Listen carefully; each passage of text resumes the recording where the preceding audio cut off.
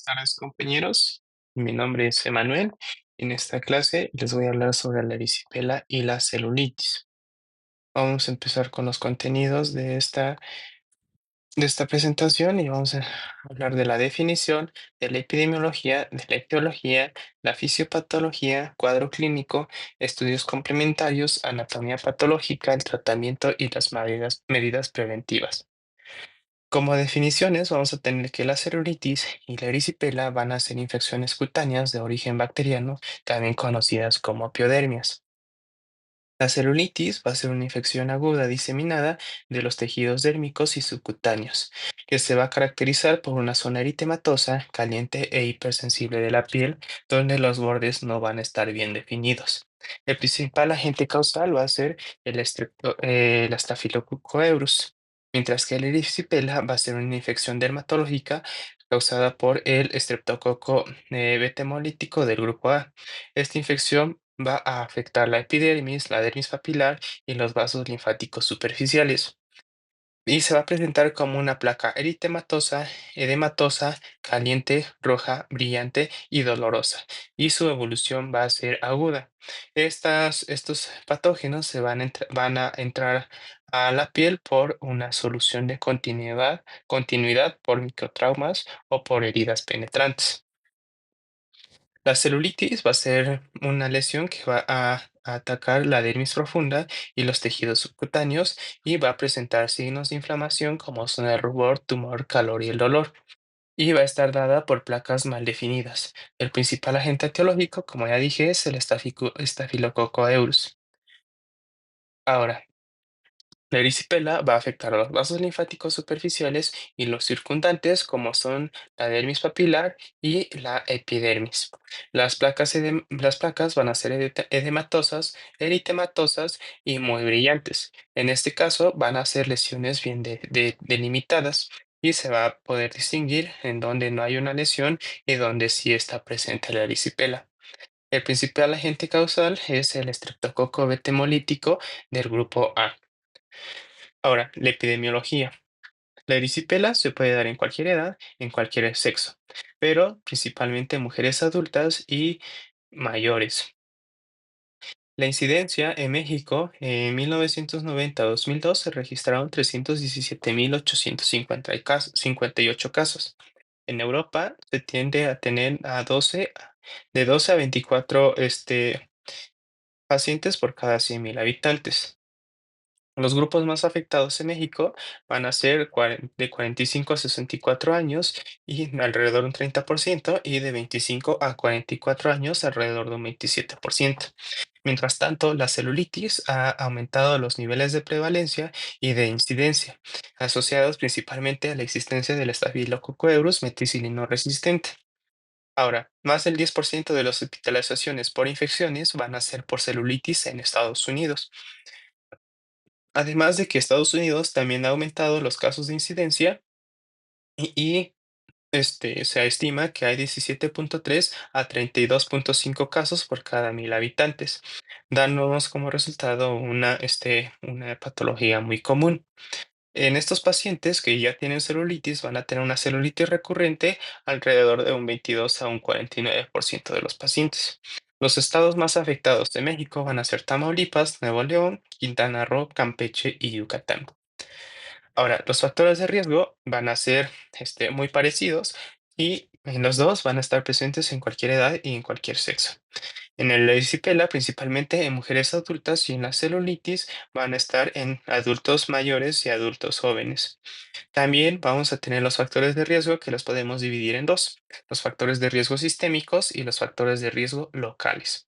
Los factores de riesgo sistémicos podemos tener la edad, la obesidad, enfermedades sistémicas como son enfermedades renales, enfermedades hepáticas o enfermedades autoinmunes. También podemos tener no tumores o inmunosupresión, como son la diabetes, la obesidad, perdón, la diabetes, el VIH o otras causas iatrogénicas. También en la temporada de verano se tiende a asociar a la presencia de celulitis y de erisipela. Los factores de riesgo locales van a ser una alteración o una alteración de la barrera cutánea, la cual se va a interrumpir por infecciones principalmente, como son la tinea pedis o pie de atleta, dermatosis inflamatorias o un trauma penetrante, incluidas las causas iatrogénicas. También vamos a tener factores de riesgo donde están comprometidos los vasos linfáticos y los vasos sanguíneos, como son linfedema, edemas, insuficiencia venosas o enfermedad arterial periférica. Ahora, la etiología. En la celulitis vamos a tener comúnmente al Staphylococcus aureus en la mayoría de los casos, pero también puede estar presente los estreptococos beta hemolítico grupo A, como es el Streptococcus pyogenes, aunque en menor cantidad de casos. Ahora, la celulitis, en este caso va a ser una celulitis típica y va a ser en caso de que una persona tenga una piel intacta y después haya una herida o pacientes que ya tengan abscesos o infecciones purulentas. Mientras que los estreptococos grupo B, C y G betemolíticos van a estar más relacionados en celulitis en personas mayores y con comorbilidades como son la diabetes o el VIH.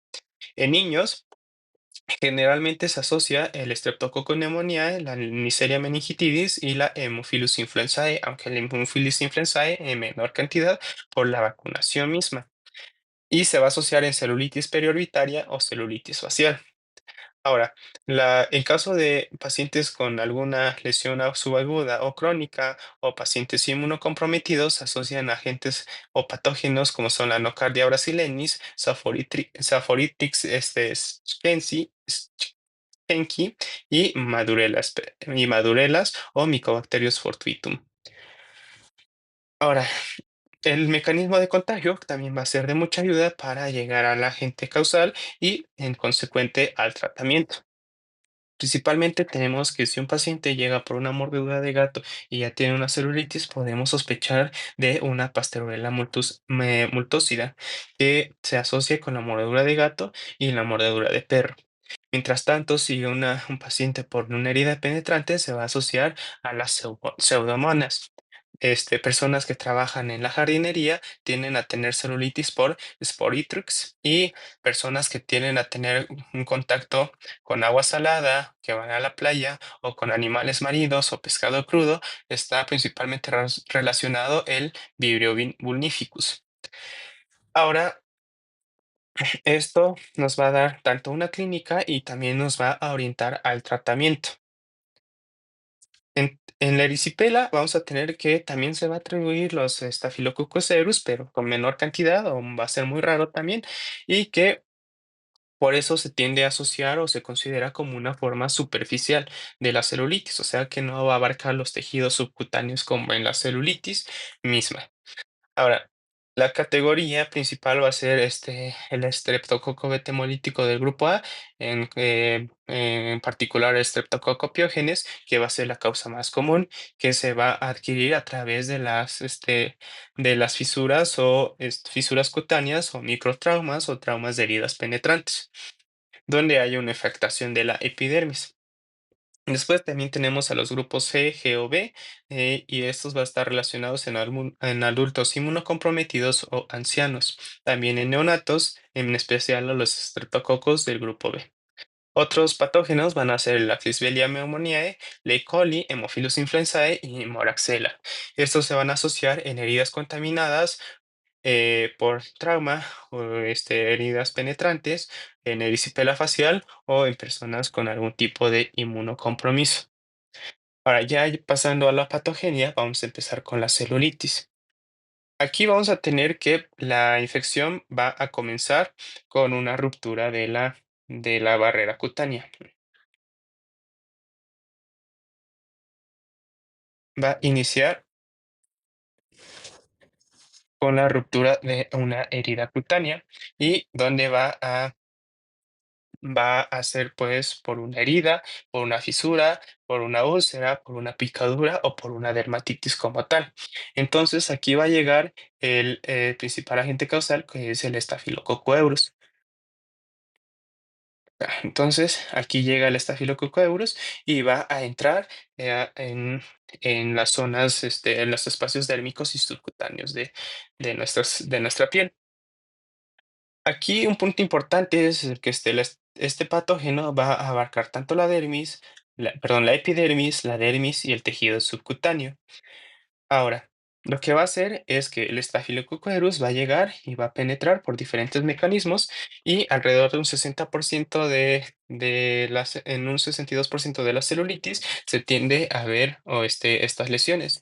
También puede ser que en pacientes con inmunocompromiso, como se pueda llegar a sembrar el patógeno por vía hematógena.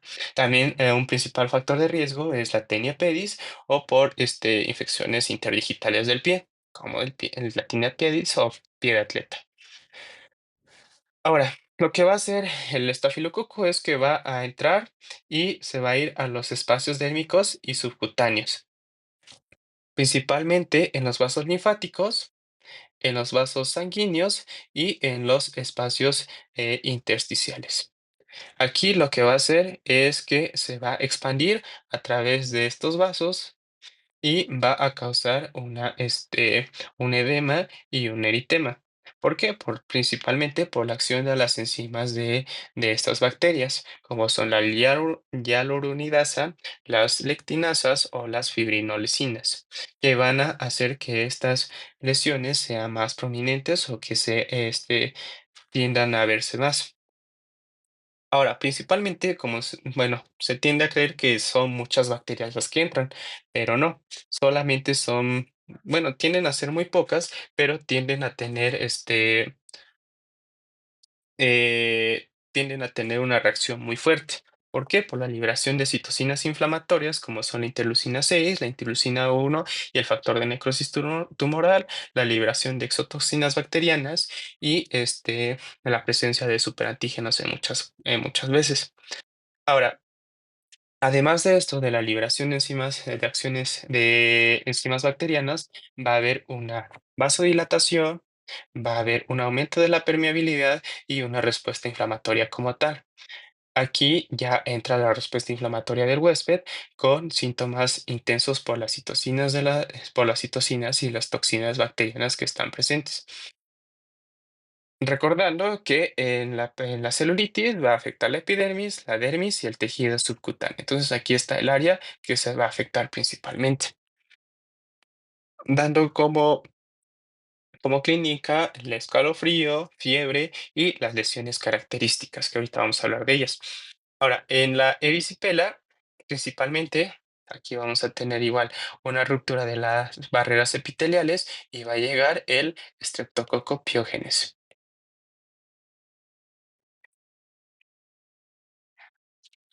Bueno, Streptococcus pyogenes. Y va a afectar solamente a la dermis, perdón, a la epidermis, a la dermis papilar y a los vasos linfáticos superficiales. Por lo tanto, solo va a afectar esta parte a comparación de la celulitis que llegaba hasta el tejido subcutáneo. Entonces aquí solamente va a ser como la manera más superficial. Lo que va a hacer es que el patógeno va a entrar por lesiones, como son microlesiones en la piel, como son la tinea pedis, una piel seca, una piel agrietada o mordeduras o igual heridas penetrantes. Estas van a permitir que el patógeno invada estos espacios térmicos y igual, por la acción de enzimas bacterianas van a propiciar un proceso inflamatorio. Pero aquí lo más importante o un punto importante es que se va a establecer en la dermis superficial y esta va a tener afinidad por los vasos linfáticos superficiales. Entonces, al tener afinidad por los vasos linfáticos superficiales, va a haber una reacción inflamatoria donde va a haber una obstrucción del drenaje linfático, una acumulación de líquido y, por consecuente, manifestaciones clínicas como son el eritema y el calor por el aumento de la vasodilatación y, por lo tanto, va a haber aquí la característica clínica que los bordes de las lesiones van a estar bien definidas en la erisipela. Además de la liberación de citocinas que van a provocar este, van a provocar fiebre o escalofríos en muchos casos o malestar en general.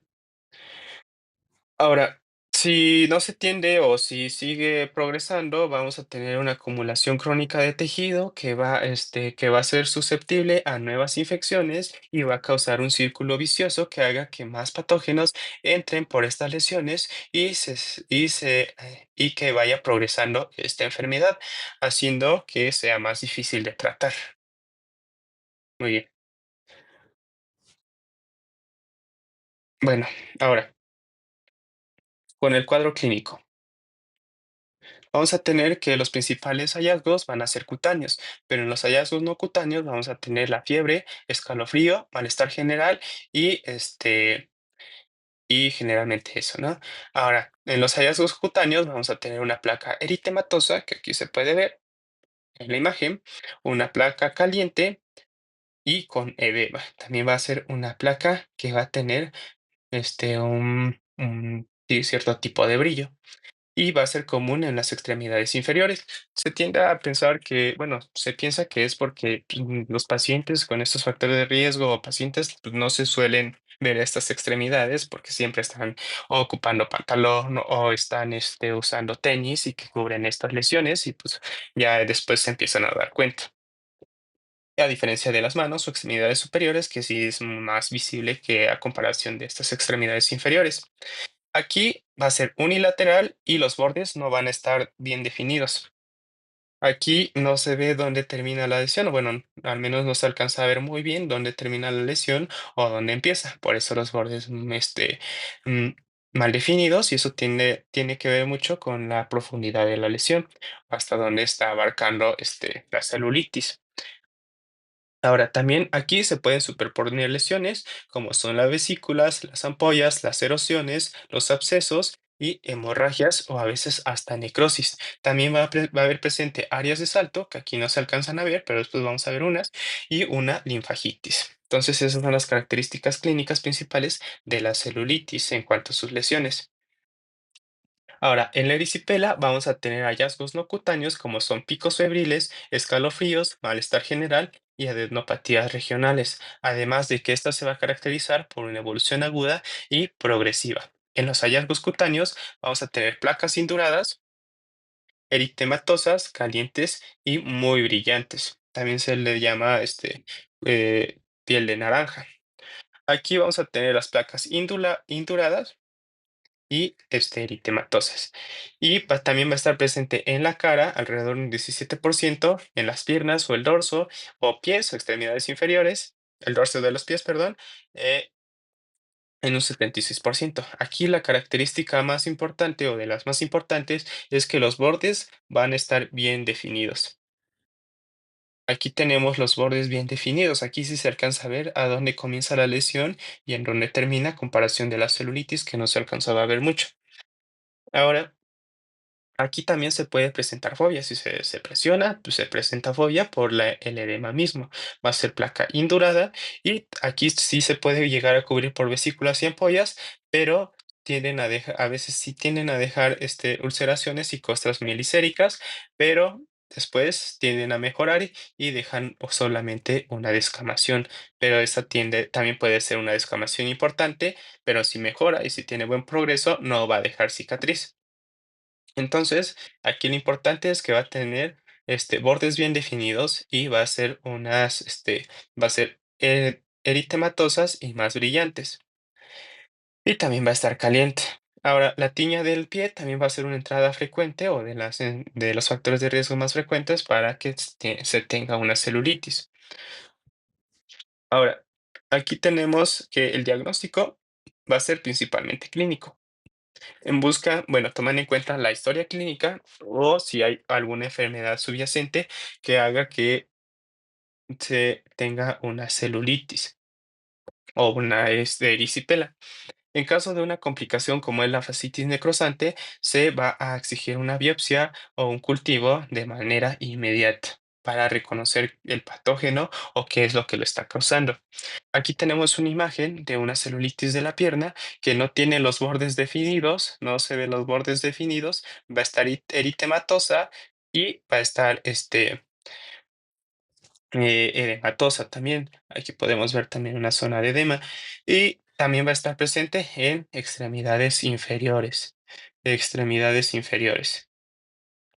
Pero también un punto importante también es que van a ser unilaterales. Aquí sí se pueden ver las áreas de salto. Las áreas de salto son áreas en las que no se ve ninguna lesión, pero en, no sé, en las áreas vecinas sí se tienden a ver estas lesiones. Aquí sí se ven unas lesiones, pero aquí no se ve y aquí vuelve a verse estas lesiones. Esta se puede dominar un área de salto porque no hay lesión como tal. Esto se debe principalmente al edema que está presentándose en las áreas vecinas. Aquí también se ve las áreas no bien delimitadas, una placa eritematosa, color roja, pero no tan brillante como la erisipela. Aquí también se puede superponer un absceso. Aquí tenemos una celulitis de una extremidad superior izquierda y aquí se ve un absceso, pero también ven las características una, de una lesión no bien definida, una lesión eritematosa y una lesión edematosa. Aquí en este caso vamos a ver perdón. Vamos a ver una erisipela, aquí empezamos a hablar de erisipela, donde los bordes sí están bien definidos. Aquí sí se alcanza a distinguir, sí se alcanza a distinguir en las lesiones donde no hay y en donde sí hay lesión. Aquí también tenemos que va a ser más eritematosa o muy roja y va a ser muy brillante. Ajá, entonces tiende a ser muy brillante y muy roja. Y en este caso aquí se dio por una picadura de un insecto y se presentó una polla. Y después supongo que se va a presentar una, una, algún otro tipo de lesión y después tener un buen pronóstico y no dejar cicatriz. Aquí es una erisipela del muslo. Aquí tenemos una erisipela de la cara que también es común que se presenta ahí. Y vamos a tener igual los bordes bien definidos. Se alcanza a ver dónde no está la lesión y dónde sí. Vamos a tener áreas muy brillosas o que van a predominar más lo brillante y áreas eritematosas. A diferencia de la celulitis que no se ve así. Y aquí se alcanza a ver en dónde no está la lesión. Aquí tenemos otras imágenes de erisipela, en este caso es una erisipela de la cara y también igual, vemos los bordes bien definidos, vemos dónde está la lesión y dónde no. Aquí está marcado, si se alcanza a ver con facilidad dónde está la lesión y dónde no. Y también vamos a tener descamaciones que tiende a ser signo de buen pronóstico. ¿Por qué? Porque las células se van regenerando y tienden a dejar descamaciones y después van a volviendo a la normalidad. Ahora, aquí también vamos a tener una erisipela del pie, donde se ven, lo voy a borrar aquí, listo. Aquí sí se ve el área donde está la lesión y el área donde no. Aquí sí está la lesión y aquí también está la lesión, si se alcanza a ver. Aquí no está la lesión y va a ser una placa eritematosa y brillante. Aquí vemos que sí se ve más brillante a comparación de las otras lesiones. Ahora, pasando a un cuadro comparativo, vamos a tener que la celulitis va a ser una afectación de la dermis profunda y tejido subcutáneo y la erisipela va a ser una afectación de la dermis superficial y los tejidos linfáticos superficiales también. Los bordes de la lesión van a estar mal definidos en la celulitis y bien definidos y elevados en la erisipela. A ver, ahora el inicio va a ser más gradual en la celulitis o más crónico y en la erisipela va a ser de tipo más súbito. También tienden a dejar, bueno, las zonas del cuerpo van a estar presentes en las piernas y en los brazos, en la celulitis, y van a ser principalmente unilaterales, y en las zonas del cuerpo de la erisipela van a ser la cara y la pierna. También tienden a dejar escamaciones que, después de la resolución de la fase aguda, estas áreas se van a renovar y va a aparecer una escamación fina y superficial que conforme pasa el tiempo se va cayendo y volviendo a la normalidad. El agente causal va a ser el Staphylococcus aureus, que es como el más importante aquí, en la celulitis, y en la erisipela, el Streptococcus pyogenes o Streptococcus beta hemolítico del grupo A. Ahora, el diagnóstico igual es clínico, pero también podemos ayudarnos de laboratorios o cultivos o incluso hasta de una biopsia. Los estudios de imagen usualmente no se tienden a recomendar, pero solamente es en casos en los que se sospeche de lesiones más profundas. Ahora, la leucocitosis va a estar presente en un 34 a 50% de los pacientes, al igual que las reactantes de desfase aguda. Estos van a ser inespecíficos porque solo nos van a marcar inflamación, mientras que los cultivos, como son los hisopos de piel, las aspiraciones con agujas o cultivos de absceso e hemocultivos, van a estar dados solamente en casos especiales.